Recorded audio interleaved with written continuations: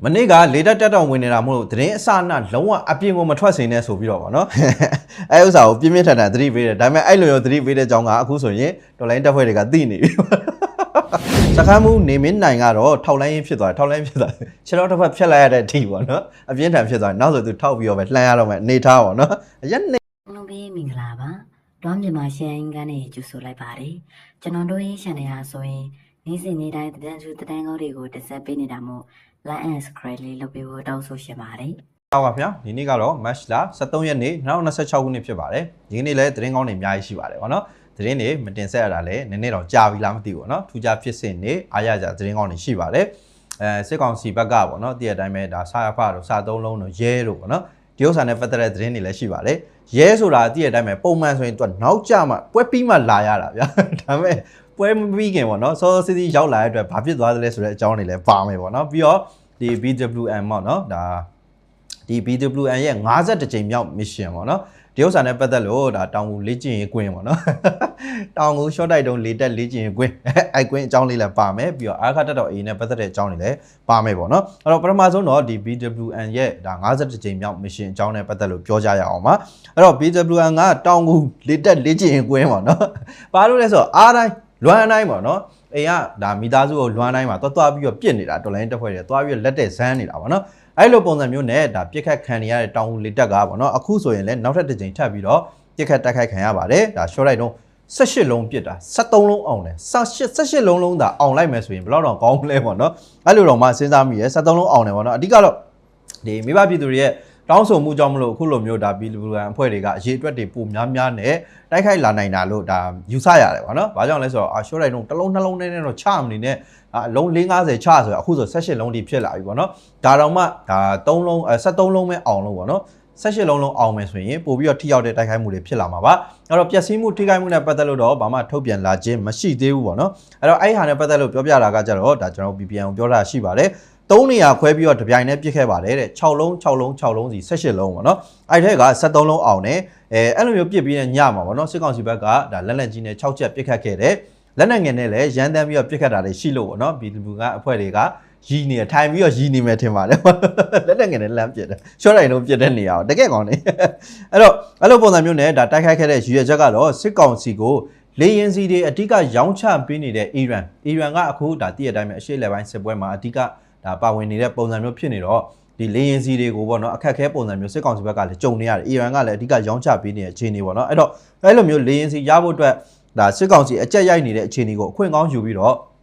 တောင်ငူလေတက်ရက်ဒါလေရင်စီတုံလောင်တဲ့နေရာတွေကိုပြစ်ခတ်တိုက်ခိုက်ခဲ့တာဆိုပြီးတော့ဒါသိရပါတယ်အဲ့ဒီတိုက်ခိုက်မှုကြောင့်မလို့ထူးခြားချက်တွေလည်းရှိပါတယ်ဘာကြောင့်လဲဆိုတော့အခုလက်ရှိအနေထားအရစစ်ကောင်စီကအဲ့လိုတိုက်ခိုက်ခံရမှုတွေကြောင့်မလို့တော်တော်လေးအထိနာတယ်ပြီးရင်ဒါအပြစ်ပေးအရေးယူတာတွေရှိတယ်ပေါ့ဗျာအဲ့တော့ထိခိုက်မှုတွေရှိတယ်တိုင်းမှုအစ်စ်သူရဇော်လင်ဆိုးအခုမနေ့အစောကြီးလာပြီးတော့စစ်ဆေးတယ်တဲ့မနေ့ကလေတက်တက်တောင်ဝင်နေတာမို့လို့သတင်းအစအနလုံးဝအပြင်ကိုမထွက်စင်နဲ့ဆိုပြီးတော့ဗောနော်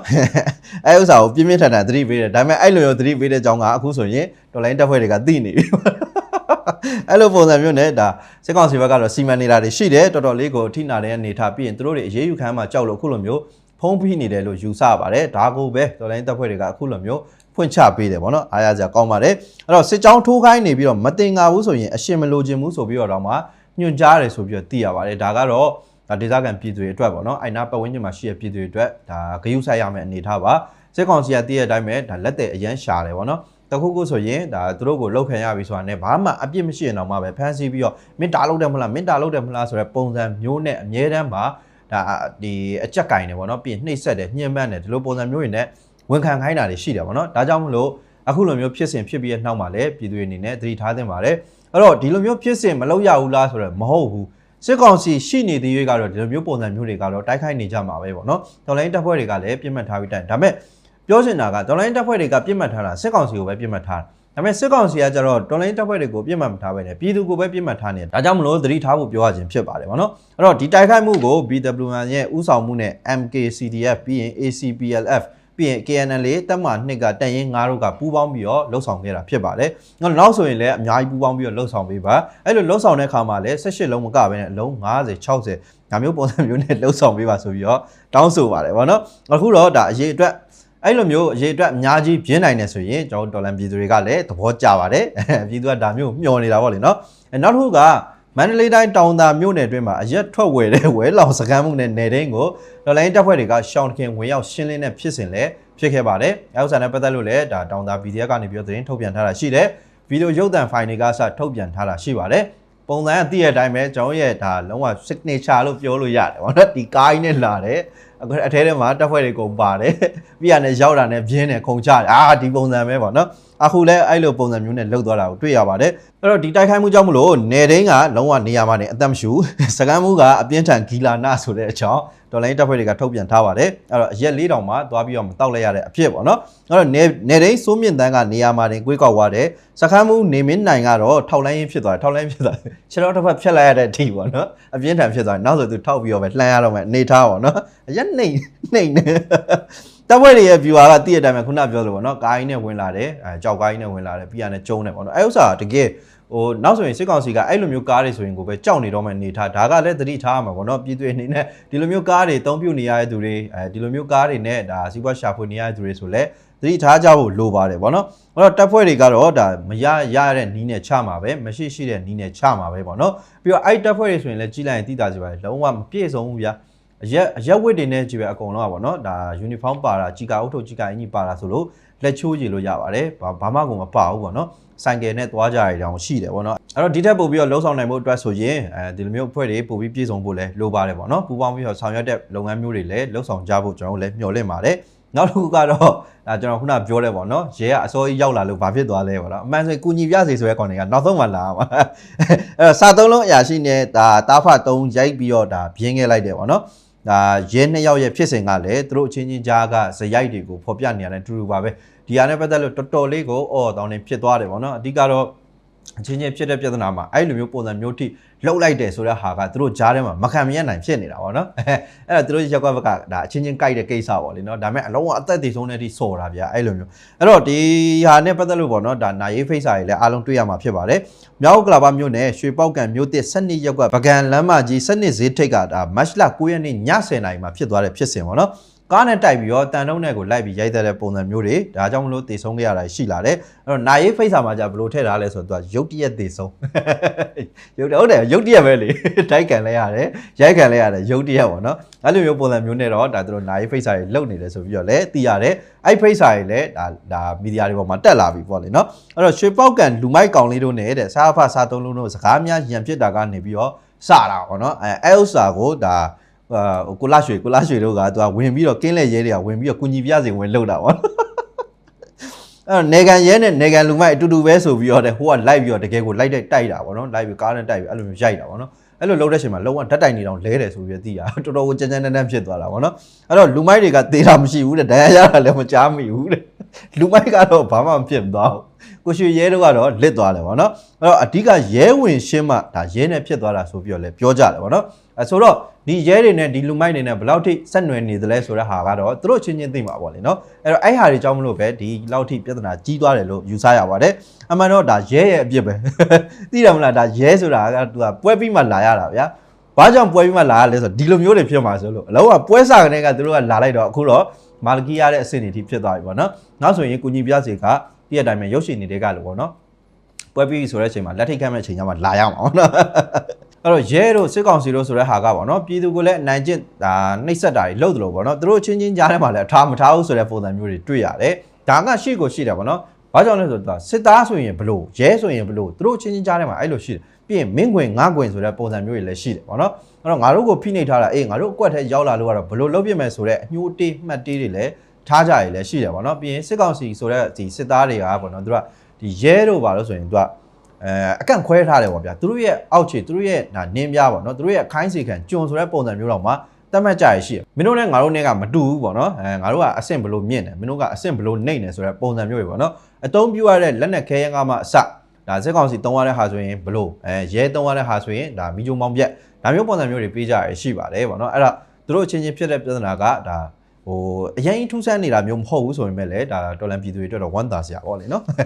နောက်တစ်ခုပြောစရာလည်းရှိပါတယ်အဲ့ဒါဘာလဲဆိုတော့ဒီအန်းကစစ်တုံးမှန်အကျဉ်းထောင်ကိုပေါ့နော်စစ်ကောင်စီလေကြောင်းတိုက်ခိုက်ခဲ့တဲ့ဟာကတော့အားလုံးလည်းသိပြီးဖြစ်တယ်116ယောက်တေဆုံးတယ်စစ်ကောင်စီအကြီးပိုင်းတွေလည်းပါသွားတယ်အဲ့တော့အသက်ဘေးကနေလွတ်မြောက်သွားတဲ့သူတွေကြံရစ်ခဲ့တဲ့သူတွေဒဏ်ရာနာတရားရှိတဲ့သူတွေတဲကတောင်မှပဲဒါဒူတိုင်းမှုလို့အဆင့်နေပေါ့နော်စစ်တုံးမှန်ပေါ့နော်စစ်တုံးမှန်ဒူတိုင်းမှုလို့အဆင့်နေဗိုလ်မှူးချုပ်အဆင့်နေဗိုလ်ကြီးအဆင့်နေတက်ကြကြီးအဆင့်နေပြီးရင်ကြံရစ်သူဒါမိသားစုသူတို့ရဲ့မိန်းမတွေပေါ့နော်အဲ့လိုမျိုးအဆင့်နေဒီစစ်တုံးမှန်တွေကပြန်ပြီးတော့သူတို့မြင်လိုက်ရတဲ့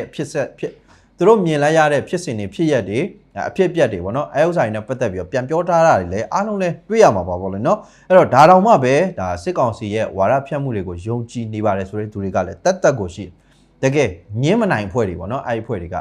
ကဘာကြောင့်လဲဆိုတော့ဒီလိုမျိုးထိုးချတယ်ပေါ့နော်ပုံရိပ်တွေဒါတမင်ကြဆင်းအောင်လုပ်တယ်အာခတ်တော်အေကိုအကြမ်းဖက်ပုံစံမျိုးပုံဖော်တယ်ပေါ့နော်ပြီးရင်သူကအမဲရန်တိုက်ပေးသေးတာအဓိကတော့ဒီမြေပြင်မှာတိုက်ပွဲတွေမနိုင်တော့တဲ့ခါကျတော့ဒီစစ်ကောင်စီစစ်သားတွေကအာခတ်တော်အေနဲ့ရှင်ဒါတိုက်ရတော့မယ်ဆိုတဲ့ခါကျရင်အလွယ်တကူလက်နဲ့ချတာတွေထွက်ပြေးတာတွေအဖမ်းခံတာတွေဒါမျိုးပုံစံမျိုးတွေတောက်လျှောက်ဖြစ်လာတဲ့ခါကျတော့အဖမ်းမခံရဲအောင်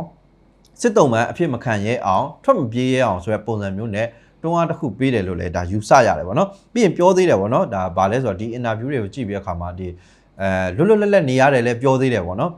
ခုနလိုခြေချင်းခတ်ထားတယ်ပေါ့နော်ခြေချင်းခတ်ထားတယ်ဆိုပြီးပြောထောင်သားကတော့ထောင်သားလို့နေရမှာပဲအကျဉ်းသားလို့နေရမှာပဲအကျဉ်းသားဖြစ်ပြီးမှတော့မလေးဟိုသွားဒီသွားလုံနေလို့တော့ဘယ်ရမလဲပေါ့နော်ပြောချင်တာအာခတ်တော်အေကမှသူတို့ကိုမိတဲ့အခါမှာအခုလိုမျိုးဒါခြေချင်းလောက်ပဲခတ်ပြီးတော့အသက်ရှင်တန်ခွင့်ပေးသေးတယ်စစ်ကောင်စီဘက်မှာစစ်တုံးမှန်းဆိုတာတော့မရှိဘူးဒါသိတဲ့အတိုင်းပဲတော်လိုင်းတက်ဖွဲ့တွေတယောက်မိကြည့်လိုက်လုံးဝဗျာမမရန်ပုံစံမျိုးတန်းလုပ်ပြတာပေါ့နော်သူတို့မှအကျဉ်းသားဆိုတာတော့မရှိဘူးရှင်တန်ခွင့်ပေးတယ်ဆိုတာမျော်လင့်မနေနဲ့အဲ့တော့အာခတ်တော်အေကမှအခုလိုမျိုးပုံစံမျိုးလှုပ်ပေးသေးတယ်ပေါ့နော်ပြောချင်တာအဲ့လိုမျိုးတက်မပြစ်ဖဲနေပေါ့နော်ဒါခြေချင်းလောက်ခတ်တာကိုသူကအပြစ်ဆိုတဲ့ပုံစံမျိုးနဲ့လာမြင်နေတာပေါ့နော်မဟုတ်တဲ့စကားလေးကိုအထနာကောတကယ်အုံတော့မရှိတဲ့ကောင်အဲ့တော့စစ်ကောင်စီစစ်သားတွေဘွားကတကယ်တမ်းပြောမယ်ဆိုရင်ရင်နာစရာကောင်းပါတယ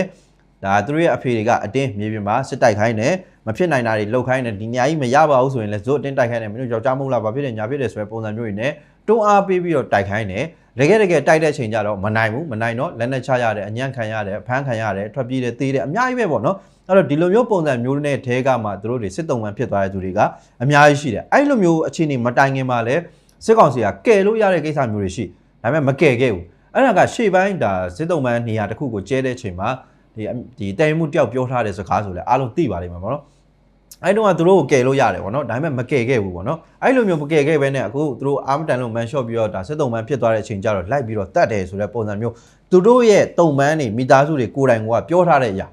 ာအဲ့တော့ကယ်လည်းမကယ်ဘူးတိုက်ခိုင်းတယ်စစ်တုံးမှန်ဖြစ်သွားတဲ့အချိန်ကျတော့လည်းလိုက်တတ်တယ်ပေါ့နော်အဲ့တော့စစ်တုံးမှန်တွေဖြစ်ကြတဲ့သူတို့ကိုလာကယ်မလားလူချင်းညှိနှိုင်းပြီးတော့လွတ်မြောက်အောင်လုပ်ပေးမလားဆိုပြီးတော့မျှော်လင့်နေတဲ့သူတို့ရဲ့အဘကကြတော့လေရင်လှုပ်ပြီးတော့ဘုံကျဲခိုင်းတယ်ပေါ့နော်အဲ့တော့အကျဉ်းတော်ဖြစ်လို့ဘဲမှမပြေးနိုင်ခင်မှာဒါဘုံလုံးရင်အများကြီးကြောင်းမလို့ဒါမိလောင်ပြီးတော့တည်ဆုံးတာရှိတယ်အသက်တွေအများကြီးဆုံးရှုံးကြတယ်မတည်လို့ကြံခဲ့တာတောင်မှပဲအခုဆိုအပြစ်တင်ခံနေရတဲ့အနေအထားတွေမြင်တွေ့နေရပြီဒါဝစ်ကြွေးပဲပေါ့နော်ဒါသူတို့စိုက်သမျှဟာသူတို့ရိတ်သိမ်းနေရတယ်လို့ပဲပြောရမှာဖြစ်ပါတယ်အမှန်တော့ဒီတက်ထောက်ခံတဲ့သူတွေကပေါ့နော်သူတို့ရဲ့အဖားတွေကိုပြောပြရမှာဟာဘာအဲ့လိုမျိုးတော့မလုပ်ပါနဲ့ဒါစစ်တုံးမှန်းဆိုရင်ကိုလူတွေပါဘာဖြစ်တယ်ညာဖြစ်ဆိုရယ်ပုံစံမျိုးနဲ့တောင်မှဖြောင်းပြပေးရမှာသူကအဲ့လိုမဟုတ်ဘဲနဲ့အခုကထိုးချတဲ့ပုံစံမျိုးရန်တိုက်တဲ့ပုံစံမျိုးတွေလုပ်ပေးနေတာတွေတွေ့ရပါတယ်ပေါ့နော်အဲ့တော့တကယ်စစ်တုံးမှန်းဖြစ်သွားတဲ့အောက်ခြေစစ်သားမိသားစုတွေရဲ့ဘဝကရင်နာစရာကောင်းတယ်ပေါ့နော်အဲ့တော့အဲ့လိုမျိုးဘဝကြီးကိုမှခုံမင်းနေတယ်ဆိုရင်တော့လေစစ်ကောင်စီတပ်ထဲမှာဆက်နေကြပါဒီတက်ထောက်ခံမှာရဆိုတဲ့သူတွေက lobby တွေဆိုတဲ့သူတွေကအဲ့လိုမျိုးဘယ်တော့မှအသေးခံမှာမဟုတ်ပါဘူးအဲ့တော့အောက်ခြေမှာပဲဒီလိုဖြစ်စဉ်ဖြစ်ရတဲ့ကြုံနေရတာဖြစ်တဲ့အတွက်ညံဆုံးရုံထွက်ကြပါဘောနော်ရုံမထွက်ရင်တော့သိတဲ့အတိုင်းပဲပြီးရင်ပြောသေးတယ်အခုချိန်ထိဒါဒီတန်တိုင်လေးတွေကပေါ့နော်တန်တိုင်လေးတွေကကိုွေးသွားတာတော့မရှိဘူးဆိုပြီးတော့လုံနေကြသေးတဲ့အဖွဲ့တွေလည်းရှိတယ်ပေါ့နော်ပြောချင်တာအဲ့လောက်ရှေ့ရှေ့ဝေးကြီးတွေလိုက်ကြည့်မနေနဲ့ပေါ့နော်တကယ်လို့များဒီစစ်တုံးမှန်းတွေကိုရှင်းလင်းကျင်တဲ့ဟိတ်ဆိုရင်စစ်တုံးမှန်းတော့အဖြစ်မခံဘူးဖမ်းခံရတဲ့အချိန်မှာအများကြီးဆိုတဲ့အချိန်မှာပြည်သူကဘာပြောလဲဆိုစံကုန်တယ်ဆိုတာကြီးပဲပြောတာပြည်သူကအဲ့လိုမျိုးဖမ်းမိတယ်ဆိုတဲ့ဟာတွေကိုမကြားချင်ဘူးဆိုတဲ့စကားတွေပဲပြောကြပြည်သူကအဲ့လိုကိုနော်ပြည်သူရဲ့သဘောထားအဲ့လိုမျိုးမျိုးစစ်ကောင်စီစစ်သားတွေကပြည်သူပေါ်မှာနှိမ့်ဆက်တပ်ဖြတ်ညှဉ်းပန်းခဲ့တာတွေများလုံးပြည်သူကနာကြီးနေတာဒါပေမဲ့တော်လိုင်းဟင်းတပ်ဖွဲ့တွေကခုနလိုလူသားချင်းစာနာတဲ့စိတ်တွေနဲ့ပေါ့နော်သက်ရှင်တန်ခွင့်ပေးတယ်ပေါ့နော်ပြောချင်တာကတော့လှုပ်ချင်မှဖြင့်အဲ့ကနေကလှုပ်တယ်အခုတော့ကြတော့အဲ့လိုမလှုပ်ဖဲနဲ့အခုတော့ဒါကောင်းမွန်ထိမ့်သိမ်းဆောက်ရှောက်ပေးတဲ့ဟာတွေကအစားလှုပ်ပေးထားတယ်ပြီးရင်ဒါ2နှစ်လောက်ပေါ့နော်ဒါအချိန်ကုန်ခန်းဒါလူပင်မခန်းအကုန်ကြတွေခံပြီးတော့ကျွေးမင်းဆောက်ရှောက်ခဲ့တာရှိတယ်ပေါ့နော်အနည်းဆုံးတစ်ယောက်ကိုပေါ့နော်တစ်ရက်ကိုဒါပတ်စံ1000နဲ့ပဲတွက်ကြည့်တစ်ယောက်ကိုတစ်လောက်3သိန်းလောက်ရှိတယ်အခုအယောက်ရာကျော်တယ် အားကြောင့်မလို့လေတချို့ကပြောတာတစ်ဖက်ကလည်းပြန်ပြောပါလဲဆိုတော့အေးအတွက်တက်တာသွားတာပေါ့ဘာညာဆိုပြီးပြောအဲ့တော့စဉ်းစားကြည့်ဘယ်လောက်ရင်နာစရာကောင်းလဲပေါ့နော်လှုပ်ရှင်မှဖြင့်အစောကြီးနေ့ကလှုပ်လို့ရတဲ့နေထားပေါ့နော်ဘာဖြစ်လို့လဲဆိုတော့ဒါသူတို့ကလက်ခုပ်တရားရေပဲဒါတချို့ဒါကိုမာဝီတို့ပါဆိုပြောဘူးတယ်ပေါ့နော်လူတယောက်ကိုဒါလှုပ်ပလိုက်ဖို့ပေါ့နော်ဒါတက်ပလိုက်ဖို့ဘာမှမခဲရင်ဘူးပေါ့နော်မခဲရင်ကြည်စံလေး1000လောက်ပဲသုံးလိုက်ရတာမခဲရင်ဘူးပေါ့နော်ဒါပေမဲ့ရှင်တန်အောင်ထားဖို့အတွက်ကကြတော့ခဲရင်တယ်ပေါ့အများကြီးပဲတကယ်အဲ့လိုမျိုးအသက်ရှင်တန်ခွင့်ပေးပြီးတော့ထိန်းသိမ်းရတာကပို့ပြီးတော့အလုပ်တွေများတယ်ပို့ပြီးတော့ခဲရင်တယ်အဲ့လိုဟာမျိုးတွေတောင်မှပဲအပင်ပန်းခံပြီးတော့လှုပ်ပေးခဲ့တာစောင့်ရှောက်ပေးခဲ့တာတွေရှိတယ်ဒီကြားတဲ့ကမှပေါ့နော်အခုလိုမျိုးဒါအေးကိုပြန်ပြီးတော့ထိုးချနေတယ်ဆိုတဲ့ဟာကအုံနောက်ရှိတဲ့သူတွေဆိုရင်တော့စဉ်းစားပါလေနော်အဲ့တော့အောက်ခြေစစ်သားတွေလည်းကြည့်ပါပေါ့နော်ဒါဒီဖြစ်ရကနမူနာပါပဲတကယ်လို့အဲ့လိုပုံစံမျိုးတွေကမင်းတို့တွေကြုံလာပြီးဆိုရင်လည်းမင်းတို့ကိုဒါအဲ့လိုပုံစံမျိုးတွေပဲဝိုင်းပြောကြမှာပဲဝိုင်းထိုးချကြမှာပဲနောက်ဆုံးမင်းတို့ပဲအသက်ဆုံးရှုံးရမှာပေါ့နော်အဲ့တော့အခုဆိုရင်ကြည့်မတနာဘူးတို့ညင်းခုန်နေကြတယ်အဲ့တော့ကျွန်တော်ကလည်းအမြဲတမ်းမှာပွဲတွေဖြစ်တယ်ပေါ့နော်ဒါတော်လိုင်းပွဲတွေနဲ့တော့ဖြစ်တာမဟုတ်ဘူးအဲ့အဘသားတွေနဲ့ပဲဖြစ်နေတာပေါ့နော်အုံနောက်ကျွန်တော်ပူပင်မန်းတယ်ပေါ့နော်အုံနောက်မရှိတဲ့ကောင်တွေနဲ့ပြိုင်ပြီးပြောနေရဖြစ်တဲ့အတွက်ပူပင်မန်းတယ်ပေါ့နော်အဲ့တော့အခုလည်းဒါအားခတ်တော်ထိန်းချုပ်ထားတဲ့နေရာတွေကိုထပ်ပြီးတော့ဘုံကျဲတာကြီးလုပ်ပါတယ်ဒါကြောက်တော်မျိုးနဲ့လမ်းမတော်ကျေးရွာအဲ့နေရာကိုစကားစားဘက်ကနေပြီးတော့လေကြောင်းတိုက်ခိုက်မှုလုပ်တယ်12ရက်နေ့ည10:00နာရီမှာဖိုက်တာနဲ့ပေါင်900ဘုံနှလုံးကျဲချတိုက်ခိုက်ခဲ့တာဖြစ်ပါတယ်ဒါကစ်ပါနဒီတဒါနဲ့ဘေးနာကအဆောက်အဦဘေးနာကိုနှလုံးကျတယ်ပေါ့နော်အဲ့တော့ဒီတလုံးကကစ်ပါနဒီတဒါနာမှာကျတယ်တလုံးကအနီးနားမှာရှိတဲ့အဆောက်အုံကိုနီးနားမှာရှိတဲ့အဆောက်အုံနားမှာကျတယ်အဆောက်အုံတချို့ကတော့မီးလောင်ပြီးတော့ပျက်စီးသွားတယ်ပေါ့နော်အဲ့တော့ရခိုင်ဒေသထဲမှာ2026မတ်လတလတဲ့အတော်တွင်းမှာကိုပဲစစ်ကောင်စီလေကြောင်းတိုက်ခိုက်လို့အသက်ဆုံးရှုံးရတဲ့အပြစ်မဲ့ပြည်သူကအယောက်30ကျော်ရှိတယ်။ဒဏ်ရာရတာအယောက်30ကျော်ရှိတယ်ပေါ့နော်။အဲ့လိုပုံစံမျိုးနဲ့စစ်ကောင်စီကအရသာပြည်သူတွေကိုလိုက်ပြီးတော့ပြစ်မှတ်ထားတိုက်ခိုက်နေတာဖြစ်ပါတယ်။အဲ့တော့ပေါင်900ဘုံဆိုတာကစစ်ကောင်စီအသုံးများတဲ့ဘုံမျိုးစားဖြစ်တယ်။အဲ့တော့ဘုံတစ်လုံးရဲ့ဒါဒီပောက်ကွဲတဲ့ဒါထိခိုက်နှုံးပါပေါ့နော်။ဒါပေ100 200ဒီလိုပုံစံမျိုးတွေထိတောင်ရှိပါတယ်။အဲ့တော့တော်တော်လေးဒါကြီးကြီးမားမားပျက်စီးမှုတွေဖြစ်စေနိုင်တယ်ပေါ့နော်။အဓိကတော့စစ်ကောင်စီကရခိုင်ပြည်မှာဒါမြေပြင်တိုက်ပွဲတွေမှာစစ်ကောင်စီကဘလို့မှမနိုင်တော့ဘူးအခက်အခဲတွေအများကြီးကြုံတွေ့နေရတယ်သူတို့ရဲ့စစ်ကူတွေတိုးလို့မပေါက်ဘူးပေါ့နော်လေကြောင်းအင်အားကိုတုံးပြီးတော့ခြေမုံမယ်ဆိုတဲ့ရည်ရွယ်ချက်မျိုးနဲ့အခုလိုလုပ်ရက်တွေလုပ်နေတာပါဒါကြောင့်မလို့လဲရခိုင်စစ်ရေးတွေကပို့ပြီးတော့ပြင်းထန်လာနိုင်ခြင်းရှိပါတယ်ပြီးတော့အာခတ်တော် A ကဒီ match လာစမ်းပိုင်းကနေစလို့ပေါ့နော်သူတိုက်ပွဲဝင်နေပါတယ်ဆိုတော့စစ်မျက်နှာတွေအားလုံးနှီးပါးကိုလုံးဝစစ်ရေးအရှိန်မြင့်တင်လိုက်တယ်ထိုးစစ်အရှိန်မြင့်လိုက်တယ်ပေါ့နော်ကြောက်ဖြူကြည့်မလားစစ်တွေကြည့်မလားပြီးရင် AR တွေပကူမကွေးဒီနေရာတွေအားလုံးကိုကြည့်မယ်ဆိုရင်သိတာချေပါတယ်ဒီ match လာစမ်းပိုင်းလောက်ကနေစပြီးတော့ပြင်းတာပေါ့နော်အဲ့တော့အဲ့လိုမျိုးလောက်ပါပြီဆိုနေကပေါ့နော်စစ်ကောင်စီရဲ့ကာကင်းစကန်တွေအဓိကဌာနချုပ်နေရာတွေနာကတ်လာတဲ့ကာကင်းစကန်တွေလက်လွတ်ဆုံးရှုံးရတာတွေရှိလာတယ်အဲ့တော့ကပ္ပစ16တို့အမဒ344တို့ပြီးရင်မဆက905တို့ဒီနေရာတွေကစစ်ကောင်စီအတွက်အရန်ကိုအရေးကြီးတဲ့တရင်ဌာနချုပ်တွေဖြစ်တယ်အဓိကနေရာတွေအချက်ချနေရာတွေဖြစ်တယ်ပေါ့နော်အဲ့လိုနေရာတွေထိကိုတော်လိုင်းတပ်ဖွဲ့တွေကကတ်ပြီးတော့ဖြုတ်လာနိုင်တဲ့အနေအထားတွေဖြစ်လာနေပြီကြောက်ဖြူတို့စစ်တွေတို့ဆိုရင်လည်းပေါ့နော်မြို့နဲ့ဘလောက်မှမွေးတော့တဲ့အနေထားမြို့ပတ်ချလဲမှာရှိတဲ့ကာကင်းစကန်ကုန်းတွေနဲ့အစားတိုက်ပွဲတွေဖြစ်ပွားနေတဲ့အနေထားမြင်တွေ့နေရပါပြီပေါ့နော်အဲ့တော့စစ်ကောင်စီကတော်တော်များများကိုလက်လွတ်ဆုံးရှုံးရမယ့်အနေထားကြုံနေရတဲ့သဘောဖြစ်နေတယ်တချို့နေရာတွေလုံးဝပုံမှန်လုပ်တွေရက်ဆိုင်သွားပြီဒီကပ္ပစ16တို့ပါဆိုရင်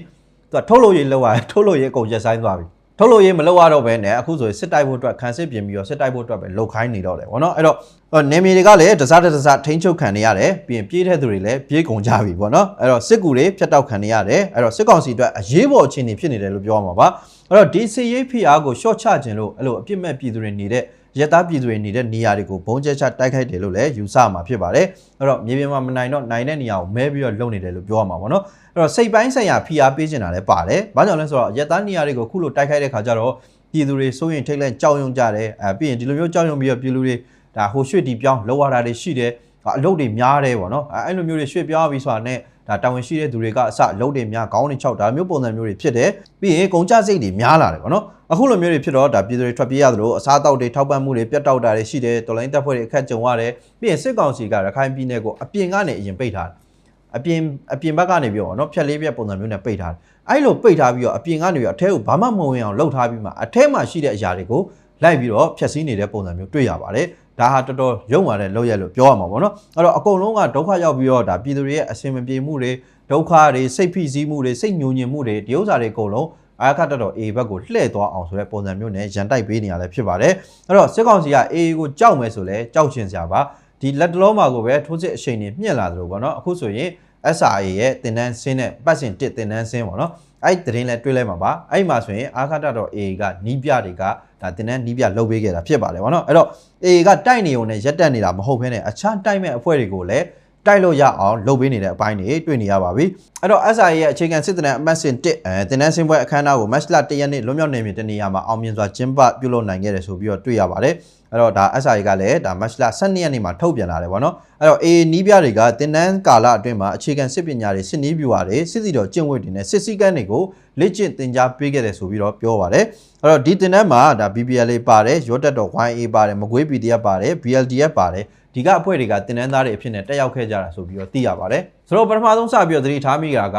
ဒီတင်တန်းဆင်းတာကမတ်လ1ရက်နေ့ဒါပေမဲ့ထုတ်ပြန်တာကမတ်လ12ရက်နေ့ပေါ့နော်အဲ့တော့ဒီကာလအတော်အတွင်းမှာတင်တန်းပေးတာလည်းမသိရဘူးတင်တန်းတက်တာလည်းမသိရဘူးတင်တန်းဆင်းသွားတာလည်းမသိရဘူးနောက်ဆုံးအားလုံးအသင့်ဖြစ်ပြီဆိုတဲ့အချိန်မှပဲထုတ်ပြန်လာပြီဆိုမှပဲသိရတဲ့ပုံစံမျိုးကိုတော့ဒါသတိထားမိတယ်ပေါ့နော်အားကတက်တော့ဦးစီးပြီးတော့လှုပ်ဆောင်နေပါတယ်ဆိုတဲ့နေရာတွေတော်တော်များများမှာအခုလိုမျိုးသတင်းလုံခြုံမှုတွေတွေ့ရတယ်မိန့်နာခံမှုတွေတွေ့ရတယ်လုံးဝတစုံတစမှသတင်းမထွက်လာတာမျိုးတွေအားလုံးသတိထားမိမှာပါပေါ့နော်ဒါကြောင့်စစ်ကောင်စီအနေနဲ့အားခတ်တက်တော့ A ကိုကြောက်မယ်ဆိုလဲကြောက်ချင်စရာပါပဲပေါ့နော်အဲ့တော့သတင်းတွေကတော့ဒီလိုမျိုးပဲဇက်တိုက်ထူးခြားမှုတွေရှိပါတယ်အဲ့တော့ကမ္ဘာအရေးနဲ့ပတ်သက်တဲ့သတင်းတွေပြီးရင်ကျွန်တော်တို့မြန်မာဒေါ်လာရင်းနဲ့ပတ်သက်တဲ့သတင်းတွေပေါ့နော်ဒီလိုအကြောင်းအရာတွေနဲ့ပတ်သက်လို့လဲဆက်လက်ပြီးတော့ကျွန်တော်တင်ဆက်ပေးပါမယ်ဗျ